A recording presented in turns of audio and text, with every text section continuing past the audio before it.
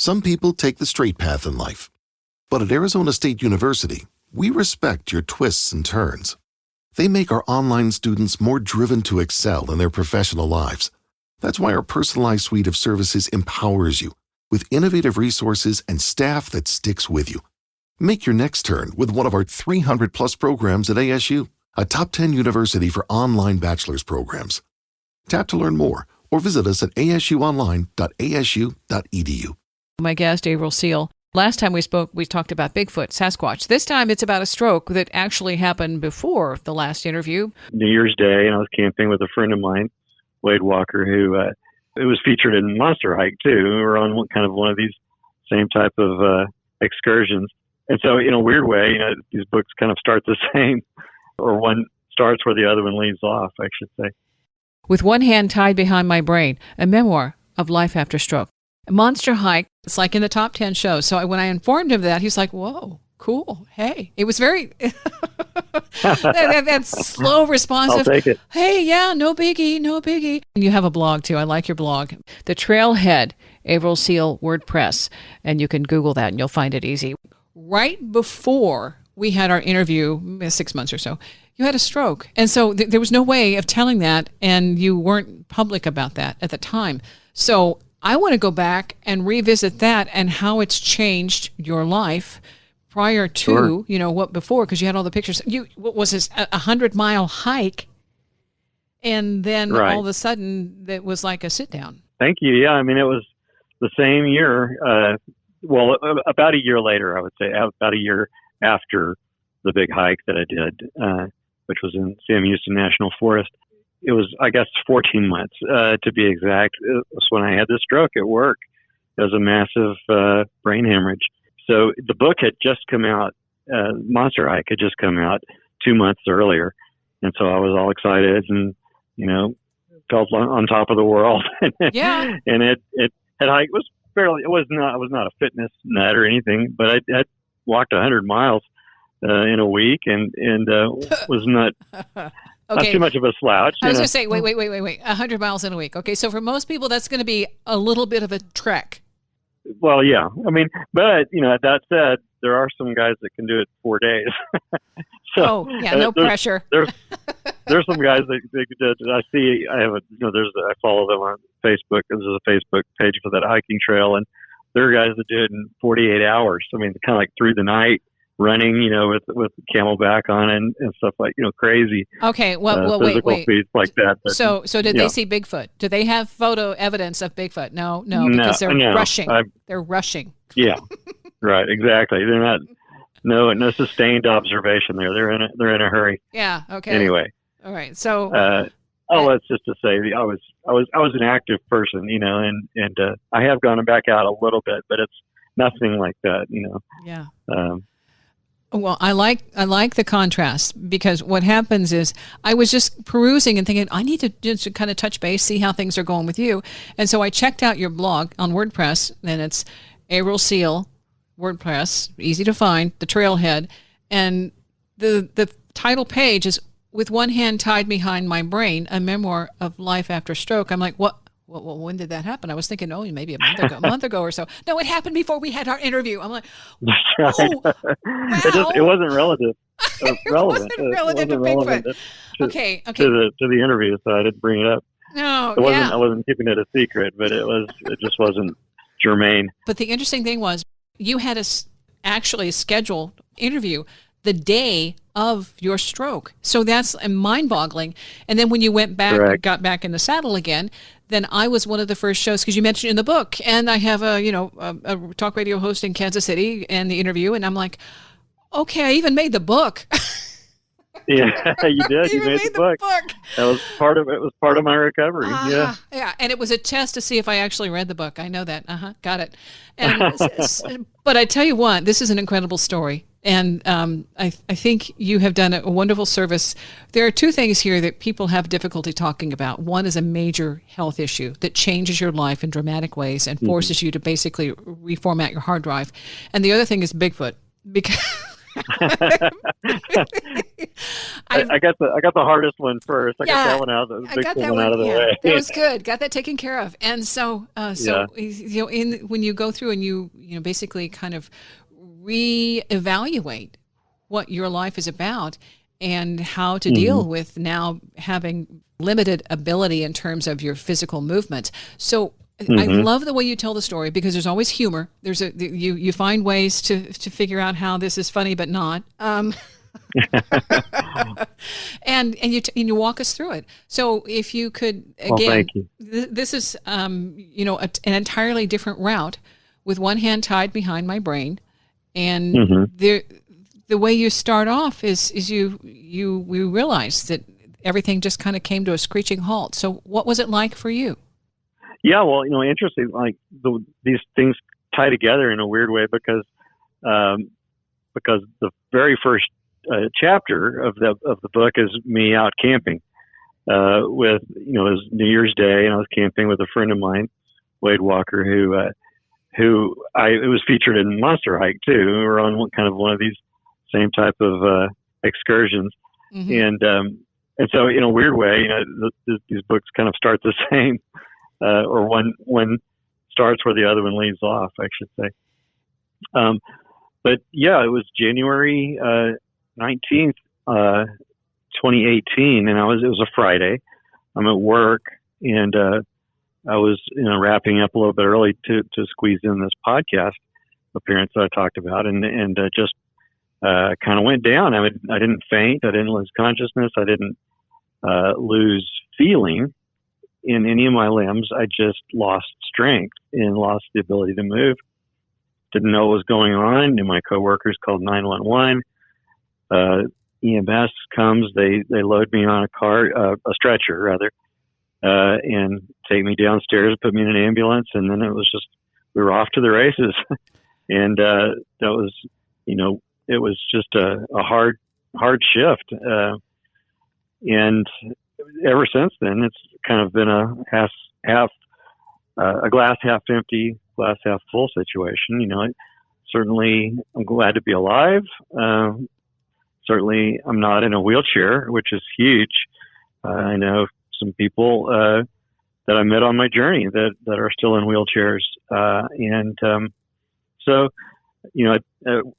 there's a section in that book where I talk about this is on the fortunately, unfortunately kind of thing. Yes. Fortunately, I was within 5 minutes of 3 different hospitals when I had the stroke. Unfortunately, it took 4 hours to get me into surgery, and so fortunately, I was. So I'd say, unfortunately, what was taken away was my dominant hand, my right hand. But fortunately, I play guitar, and guitar is predominantly with the left hand, and so I'm still able to play guitar. So life has just become this indecipherable mix-up, mash-up between fortunately, unfortunately, and luckily and unluckily. So we keep plowing ahead and make the most out of it, and I'm getting to watch my kids grow up.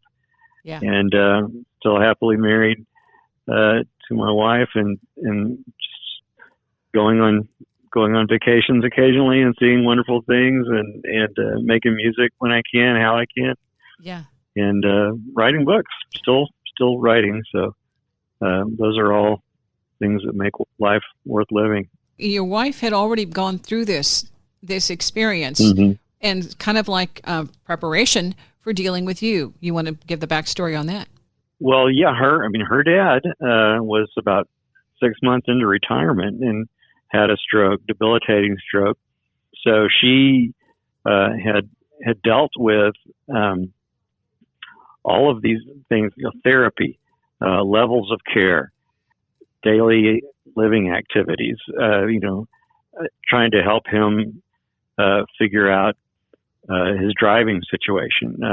And all of, there's just a whole slew of medical, financial, legal things that come along with the major stroke. And so she she had been through the ringer for all of it.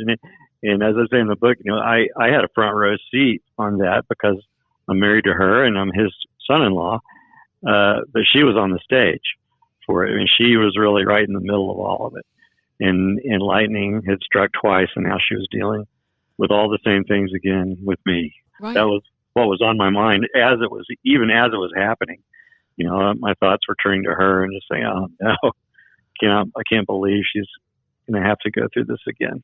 With One Hand Tied Behind My Brain, a memoir of life after stroke. Back with more from Avrel Seale. Wendy's Coffee House. Wendy's Coffee House, KCMO Talk Radio, my guest, Avrel Seale, and obviously the writing background, I think, is incredible because you are able to articulate some of this stuff better than other people who don't have that talent. And reading the book Monster Hike kind of set this up. And when you talk about, setting the stage with the camping experience again, we're going to get to your wife in just a minute. But I think it was so funny because there's still this foreboding element of what will happen when you go camping now that I don't think was there last time. Even your hikes. Right. Yeah. Your hikes even. There's this, what else is out there? Before, I think you thought maybe you could outrun it. Yeah, no, that was never a start. But I stood a better chance. Yeah, I was at in the unlikely event that there had been an aggressive Sasquatch in the area, I would have been a sitting duck either way. When you go out this time, you're armed. Your buddy. You talk about, okay, so he's armed. I'm thinking, oh yeah, right. Right. In theory, maybe, but there's also the other thing of if you're armed, then they're not going to like you because they will know it, and that's not a way to make friends. Right. I think there's some awareness of intentionality in that whole thing. And one thing I talk about in Monster Hike is this business of what's called intra-guild predation, which is a phenomenon in which, it's a natural phenomenon in which one type of animal has to kill another animal in order to preserve its food source. Yes. And so, that's one theory that I kind of go into as to why maybe Sasquatches are more aggressive in some geographical areas, or seem to be, than others, is because if there's a high hunter population, then they know that the presence of humans is a danger to their food source, being deer. And so, anyway, that's just kind of an interesting twist on the whole. Why do they seem to behave differently in some areas than others? Okay, when we just going back then with your wife knowing this stuff and you having to absolutely plow through everything from getting a therapist to figuring out what kind of what your health issue is day by day, with people asking you the same question multiple times and having to fill out multiple forms and all that. At one point, one of the therapists, I believe, asks your wife what degree she has, in terms of medical background, because he's kind of intimidated. Yeah, she clearly has training, but yeah, that's kind of her. She's quick on the uptake and had been through so much of it before with her dad, as I say. Well, I think that is an asset because and I'm glad to hear she didn't check out, but somehow I didn't expect that she would. I expected that she'd already done the homework on this, so she could be your right hand. And not named. Yeah, it's kind of incredible how that happened, but and I do my best every day to not lean on her too much. Yes. Just because it's a pride thing for me, I think, and but it's also a compassion thing. I want to pull my own weight, both in our family life and I don't want to be a burden. I don't think anybody does want to be a burden. So I try to only ask when I absolutely need the help. And those things are I can enumerate them pretty quickly. One of them is unbutton or rolling up my left sleeve, like if I'm wearing a long sleeve shirt. Mm-hmm. There's absolutely no way that I can roll up or roll down my left sleeve because my right hand won't cooperate. And so certain things like that, I just like stick my arm out and she knows what I need. And she'll roll that sleeve up or she'll roll it down and button it if the other, just to match whatever the other one is. Yes. Whatever the other one's doing. So there are certain things like that I couldn't do any more than I could fly to the moon. And she knows that, and she'll, happily help, whenever I need it. But I try to do everything I can, bend over backwards to, wash the dishes at night and help with laundry when I can, and, mow the yard sometimes and clean up after myself. And there's always the temptation of, bending over is hard, picking things up is hard. The temptation is great to just sort of phone it all in and just become a ward of the state, so to speak. Well, but I don't want.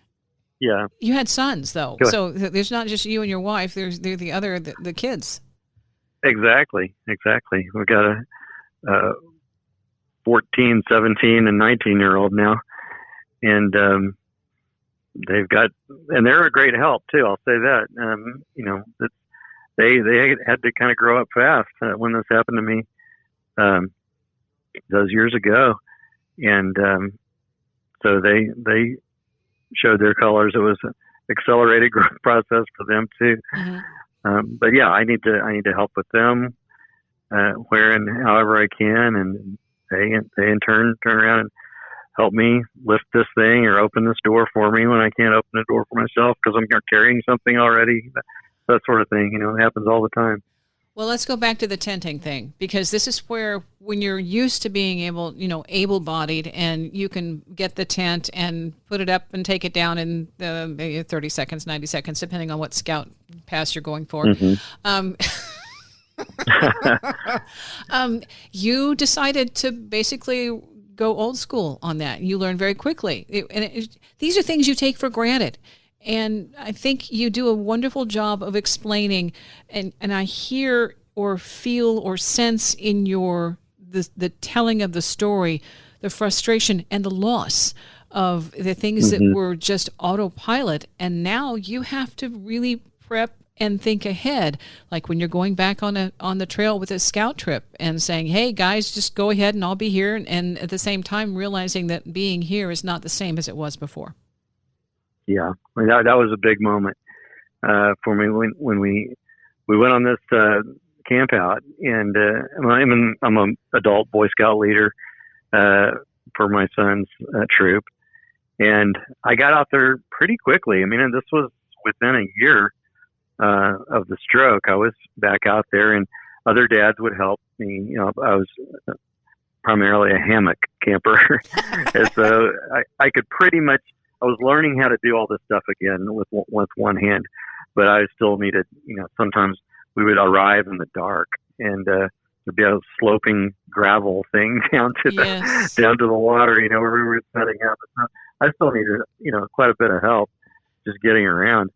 But yeah, the next morning, we were doing a 5-mile hike, and I knew that I could do most of it. Most of it was flat, but there were parts of it that they were really daunting. There were rocky, kind of, squeezes and steps down and steps up, and I didn't want to slow down the entire group. And so I told my son, hey, go run on up ahead and you stay with the group, and I'll just turn back and I'll just wait for you all back at camp.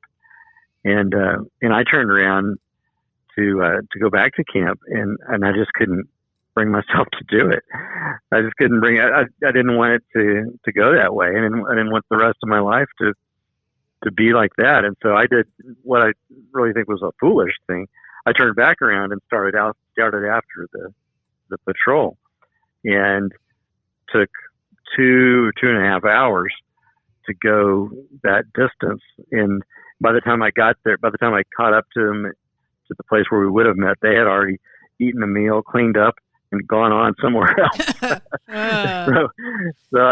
But I kind of proved something to myself Again, I think it was a foolish thing to have done, but I was just stubborn and was rebelling against the stroke, and didn't like the idea of the stroke dictating to me what I could and couldn't do. All sorts of terrible things could have happened to me that morning. Could have fallen and broken an arm, broken my leg. Could have been an emergency evacuation. Could have hit my head.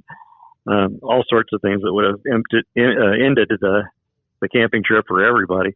Stubborn is as stubborn does, I guess. And it just, I made it. And then I came back with them too. But that was a real fork in the road for me. Avrel Seale, With One Hand Tied Behind My Brain, Memoir of Life After Stroke. Now, there's another book coming up, of course. What does a writer do? He writes. This one's going to have a river, keeping everything in the flow. You can follow Avrel on his website, the trailhead, avrelseale.wordpress.com. Wendy's Coffee House, KCMO Talk Radio. It was probably loomed larger for me than it actually was in real life. But yeah. I turned around to start back to camp, and tears were streaming down my face, just because I just couldn't stand the idea of my life having gone this way. Wendy's Coffee House, my guest, Avrel Seale, and continuing with the journey here, recovering from a stroke. And so I just started these kind of turned around and I had a walking stick, and just with baby steps, started back towards them and made my way along this rocky slope. And I finally got down. Yeah. Somehow I did it. And the whole journey kind of has been like that for the last 3.5 years, I guess. Has just been pushing myself enough to continue to try to do new things and try to claw back as much life experience as I can without killing myself in the process.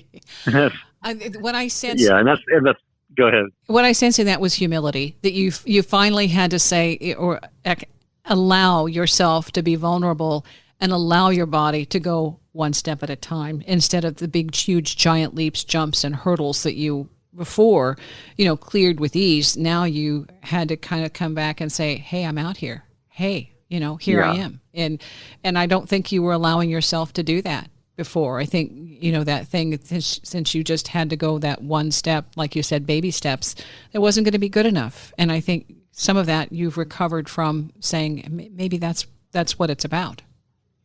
Mm-hmm.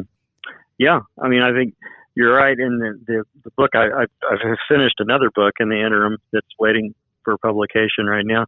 And it's another kind of adventure. It's kind of a cross between Monster Hike and With One Hand Tied Behind My Brain, in that it's also a travel memoir, kind of like Monster Hike was, but it was post-stroke, and so it's a travel memoir with all of the complications of the stroke kind of embedded in it, and in the overcoming. Excellent. Of that. And excellent. Did you go see is it about the Marfa Lights, or is it about because you started? No, it was a river trip that I took with a friend of mine. I took a kayak, a tandem kayak, a pedal kayak, because I can't use my arm, mm-hmm. but my legs work well enough that I could fit my foot on a pedal. And so it was a kind of a bicycle built for two, but a kayak.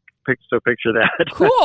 and, yeah. And we went 86 miles down the Nueces River in South Texas. Wow. And to the sea, to the Gulf of Mexico. And so that book that is just still with the publisher is called Nuts.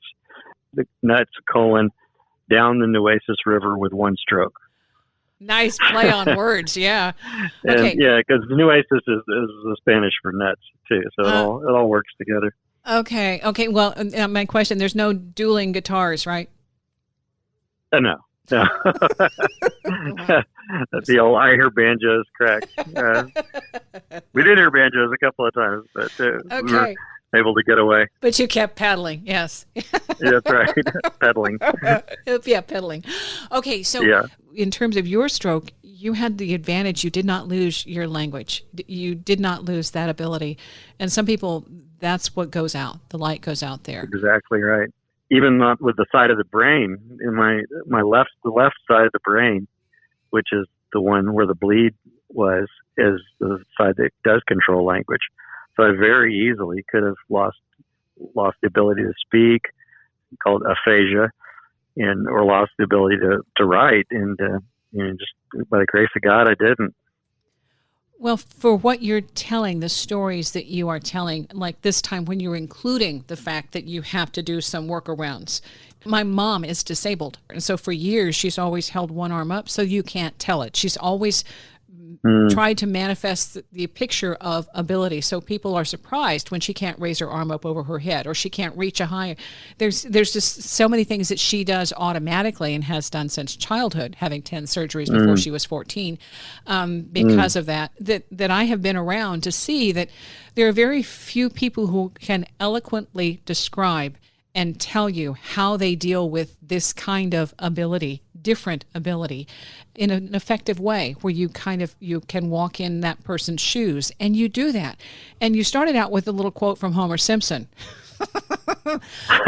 Okay, you can probably say it better than I am, so I'm not going to say it. But that's how it starts, and it's like I'm so thrilled to see that you have, the viewpoint that you do. That gives us a sense of you're still present and you're still willing to give it a shot and put your best foot forward, so to speak. Yeah. Well, thank you. That's so nice of you to say. And I will end the suspense and the Homer Simpson quote. Well, it's actually not. It's Abe Simpson, Grandpa, who's Homer's father. Grandpa says, "I feel funny inside. It must be love. No. Wait, it's a stroke."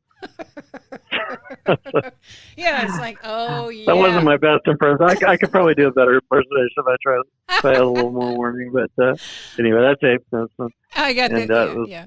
I thought it was the perfect précis to the book. But yeah, I think that's so interesting what you're talking about with your mom, because I think there was a time when people didn't want to appear different or appear disabled, and it reminds me of something that happened during my recovery. I wear this brace on my ankle, and it's called an AFO, and it's ankle foot orthosis is what that stands for. But it's a big black brace, and it goes underneath my foot, and then Velcro straps around my ankle, and then another one around my calf, and I put that on over my pants every day when I get up, go out to dinner or whatever. I could conceivably pull my pants up and over that so that wouldn't show, but I just decided I didn't care that much. And I remember one of my therapists who was working with me with the AFO said, "Yeah, well, when you put it on like that, you kind of got this nerd thing going on, because it kind of, my pants kind of bunch up when it looks weird, and you see my socks, on that right side." But a couple of things. One is that it's a visual cue to other people that something is different with me, something is wrong, and that I might need a little space. I might need a little extra elbow room, or a little, I might need a door held for me, or something like that. It's a cue. It's like when someone's walking with a cane. That's a visual cue to surrounding people that, oh, here's somebody who's not 100%. And so I just decided, plus there are other, it was a pain to have to pull my pants up, put the brace on, then pull them over. And it required long socks, that were hot, like soccer socks, how soccer socks will come up to your knee. Yeah. Originally I bought a pair of those, and it was so hot, and but that was just to keep the brace off of my skin, so it wasn't brace on skin. Right. Anyway, I tried a couple of things, and I finally just decided, who cares? If this is a visual cue to other people that I have a disability, then that's okay. That's something they probably should know anyway, because it'll help keep me safe. Any way I can kind of take a shortcut in life like that and just simplify things, that's something I need to do, Avrel Seale, author of 9 books, including the one we're talking about now, One Hand Tied Behind My Brain, Monster Hike. Our interview is in the archives. Wendy's Coffee House, KCMO Talk Radio. Do you think there are Bigfoots out there? She didn't know anything about the fact that I had written a book or anything. I never mentioned it to her. Avrel Seale, author of 9 books, including the one we're talking about now, One Hand Tied Behind My Brain. Monster Hike, our interview is in the archives with that about the Sasquatch search. And yes, check out the cover, all right? That tells you how well that went. So basically, you're being divinely guided by Sasquatch. There's a facility, when you checked into it, it wasn't going quite the way you anticipated. It was a rough start at that particular facility. They were dealing with every kind of acquired brain injury and traumatic brain injury. There were motorcycle accidents. There were people that had shot themselves in the head accidentally, people that had strokes. And so, I was one of about 15 patients that they were dealing with. And they were, frankly, it just wasn't a great first 48 hours, let's say. And then I was sitting at breakfast, I think it was one day, and there was this other woman who was from Huntsville, which is in East Texas. And it was actually one of the towns that I hiked through on the big monster hike. So we were talking about East Texas, and I said, yeah, well, I took a hike through that area last year. And she said, do you think there are Bigfoots out there? She didn't know anything about the fact that I had written a book or anything. I never mentioned it to her. Uh-huh. She just said, yeah, some people at my work say there are Bigfoots out there. I don't know. Do you think there are? And so I said, well, as a matter of fact, I do think there are. And then the next time I saw her, which was, I think, at lunch that day, I brought a copy of the book with me and gave it to her. Here's a little more information about that. That is so cool. This is a Sasquatch moment where what you did kind of helped you, it just eased the path.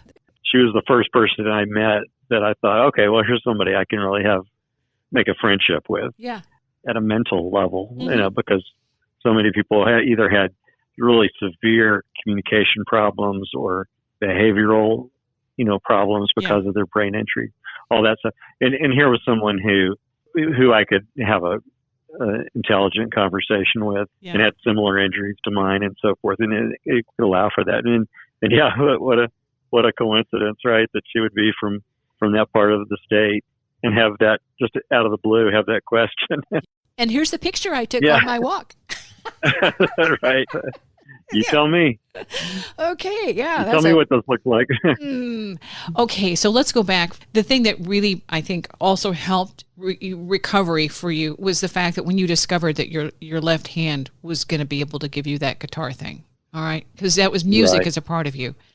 Yeah, and a lot of people don't understand how it's possible, and I get that because, 1,000 times out of 1,000, when you see somebody playing guitar, they're doing it with both hands, right? Mm-hmm. There are techniques that guitarists know that, the two most common ones are called hammer-ons and pull-offs. And the hammer-on is just when you hit a string with your left hand and you hit it with enough force that it makes a sound at the fret where you're hitting it. And then a pull-off is just what it sounds like. It's when you pull off of the string with the same hand and you're basically plucking the string with your left hand at that point. And sometimes you can, if you're holding a fret lower than that one, it'll sound at that note. And if you're just pulling it off to an open string, it'll sound that note. And so anyway, that was the moment when I realized that I could actually make music that way. It was huge, it's playing the guitar more as a percussion instrument in a sense. Uh-huh. It's kind of like piano is a percussion instrument. A lot of people don't know that, but it's because it's hammers striking strings. It's considered a percussion instrument in the same way that a xylophone is, hammers or mallets striking a xylophone. And at any rate, it did allow me to, keep that part of myself. And I'm certainly not playing the same kind of thing, necessarily in the same way. But it's been a whole new opportunity to kind of relearn.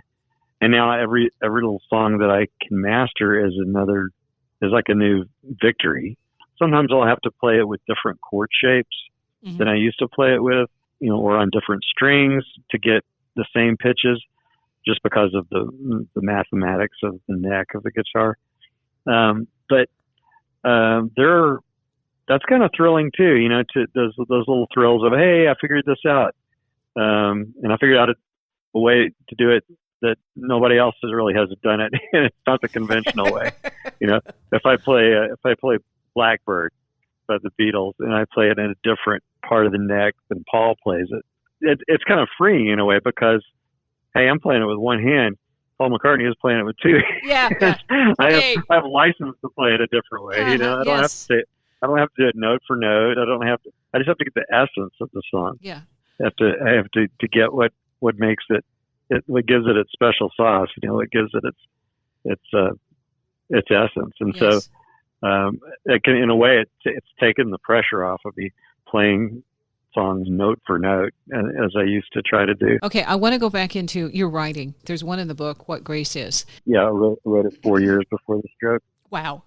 I think it just illustrates what it is within us that keeps us going, that brings us to the table. It's not the external, it's what's inside, and this is a whole lot of heart. Thank you. What grace is. Under ancient live oaks, my son and I hang in hammocks, opposite edges of the campsite, like fruit. His small green hammock having ripened into my double-wide red one, as if a time-lapse split screen. 2:30 a.m., and the ash, still visible, exudes a feeble tendril of smoke between us. The gentle rain, barely more than mist, begins to fall. Silently, I cannot wake scouts or other dads. I rise to sitting, slip my feet into hiking boots like house slippers, shuffle clumsily to him. I move the camp chair that holds his sneakers under his tarp. Now they will be dry for him when he stirs in 5 hours. It hits me, maybe for the first time, what grace is. It is all that the parent does for us, that we sleep right through, softly snoring sweet oblivion under rain-heavy clouds, being spared that which we never even knew was threatening. Unknown unknowns. Dry tennis shoes. I love that. Of course, in the poem, the parent is capitalized, and so that's God to me. Mm-hmm. And when you talk about the grace of God, it's the things that God is doing for us all the time that we're oblivious about. Yeah. That we're the soaked tennis shoes that we're being spared, and that we're just sleeping right through it. Coming full circle, it's a lot of what I talked about in the beginning with the glass half empty or glass half full. That grace is something that I'm living with. It's, the fact that I'm living, for one thing. Yeah. That I have full function on one side of my body instead of being a quadriplegic. All of those things. The fact that I'm getting to watch my kids grow up, that I'm getting to love and be loved by my wife, and all of my friends. All of that is grace. Brain half empty, brain half full would have probably been a good title for the book too. With One Hand Tied Behind My Brain, Memoir of Life After Stroke, Avrel Seale, and the one I really, really got stuck on to start out with was Monster Hike. So this next one, with a combo being between the two, is there anything funky and paranormal in kind of photos we can look forward to? There was nothing paranormal in the next book, unless you consider a guy with a stroke going 86 miles down a river paranormal. Okay, I think that's a miracle. Okay, I think we've upgraded to miracle. Okay. All right. I'll take it. I'll take it. Hey, thank you. With a friend. I always should mention that friend, Wade Walker. Yes. Who was the other person in the boat. AvrelSeale.wordpress.com. If you do a Google search, you will always find these kinds of things. You don't have to worry about where the dots are, by the way. All right. That's right. Got a new adventure I'm starting out. This is putting some of my writing on Buy Me a Coffee. So you can check that out, buymeacoffee.com. My site is, of course, Wendy's Coffee House. And thanks for listening. Wendy's Coffee House, KCMO Talk Radio.